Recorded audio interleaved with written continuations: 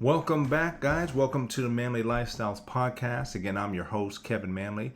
And God has put it upon my heart going into 2025 that He wants to rebuild and rejuvenate the voice of men in this hour. So this podcast is created with you and I in mind. And so please like and subscribe to the channel. We are on Apple, Spotify, Instagram, also Podcastle, and YouTube. And so you'll find us at Manly Lifestyles. Again, that's at Manly Lifestyles. And you'll find all the content that I post there specific to how to build manhood in your life. So excited for what God is doing. And let's jump into the second video here on the on prioritization. So we first talked about why. We talked about why it is important to have prioritization in your life. Now we're talking about the how. How do I prioritize? Again, it's you see that 95% of people they can understand the why, but the how becomes so difficult. And so it's why so many people lead ineffective lives because of the failure to prioritize. So what I'm going to talk to you about is extremely important. I want you to tune in.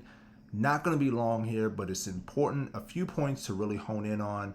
Let's jump into it. So 4 things I want to identify or go through here. First one is identifying things that are most important to you. I want you to slow down when we go through these things because it's going to take time. You may have to take a few minutes. Even after you go through this episode, you may have to go back through it. But you have to first identify the things that are important to you. That's a big one because most of us you may not find that out until a certain time of life, right? I went into college thinking I knew what I wanted, and it took me 4 years to find out that I didn't want that. So, you find out you spend a whole bunch of money just to find out what you actually want to do in life.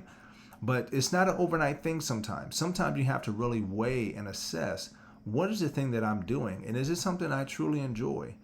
Because if not, then maybe you're prioritizing something that actually is not the thing that is for you. So this is something that is going to require you to, I believe, in prayer, to submit this in prayer, to bring it before the Lord and allow Him to speak and to deal with things in your heart to bring the right things up to the surface. I think that's something that you'll really find as a great part of the journey is understanding what are the things that are most important to me. I may have something I'm thinking of, but it's probably off the mark. God may be speaking things in His Word, and I need to bring myself into alignment with those. But there are specific things that God has put in my heart that I need to find, is this most important to me? Is this the big thing in my heart? So that's something. You have to identify the things that are most important to you. What about your spouse, your wife, your children? If you don't have children, the job that you're on, maybe the church you're involved in, what are the things that are most important to you? And I would encourage you, just get a pen and paper and just list out a bunch of things. Whether it's the things that are most important, things are less, you don't know until you start to write those things out.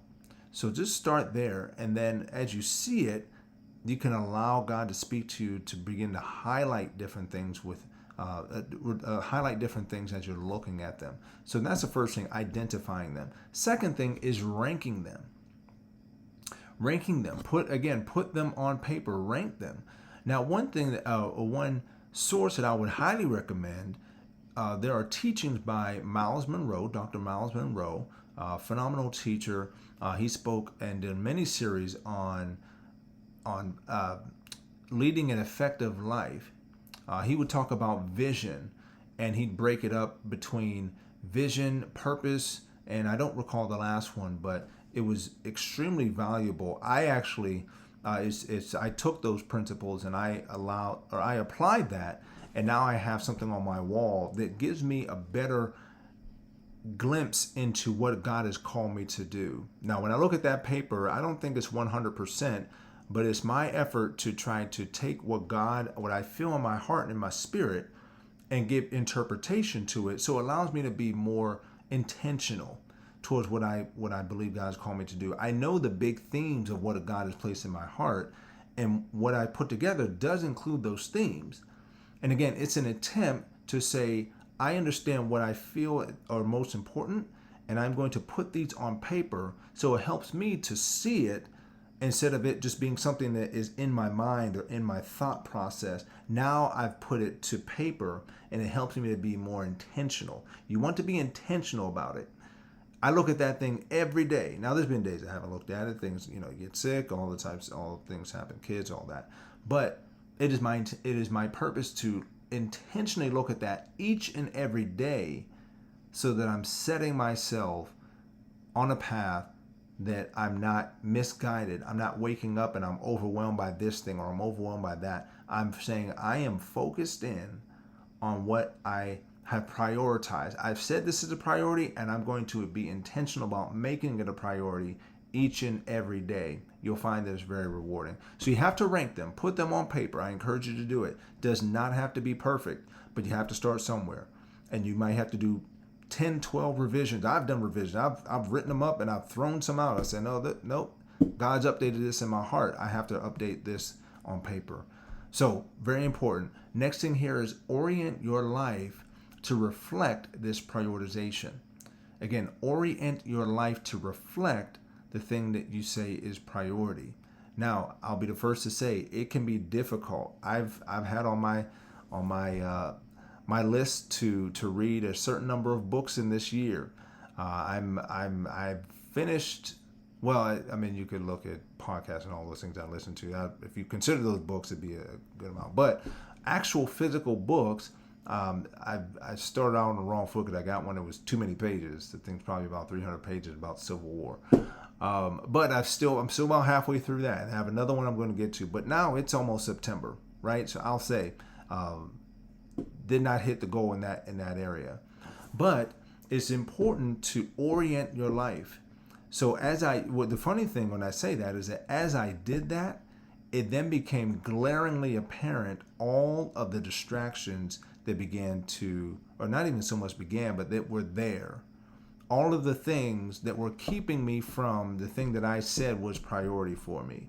Same thing with playing the keyboard. I love playing the keyboard. I love jazz. I love just that whole thing, singing, playing, all of that. But I wasn't doing that. I wasn't doing that in the evenings and all of that. And as, and so I put that as a priority, but it was not something that was a reality. I was not orienting my life. It was still just wallpaper at that point. I had to begin to orient my life. So halfway through the year, I said, you know what? I need to begin to move other things out of the way and make sure that at the end of the evening, or after putting the kids down, that type of thing, first thing I'm doing is I'm going to prioritize this. And it shifted everything and I became more effective. And then last thing I'll say is avoiding distractions. We have to avoid distractions. Distractions are all over the place. Nowadays, we have an innumerable amount of distractions that come at us on a day-by-day, moment-by-moment basis. And so we have to be able to avoid these distractions so that we can see the things that are in front of us so we can be effective. So avoid the distractions, identify them. Don't just allow things to go on and say, well, I still think I did. No. If it was a distraction, it's a distraction. A distraction is something that takes you away from the thing that we say is most important. And it's very key.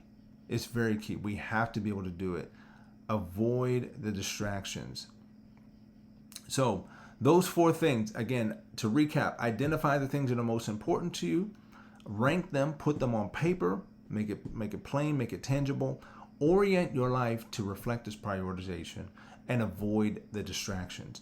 Those 4 things, if you do those effectively, you will see that your life will begin to be prioritized in the right manner. Well, guys, I appreciate you. Thank you so much again for joining. This is a 2-part series. We'll go to the next series on the next go-round, but definitely appreciate you. I'll talk to you soon.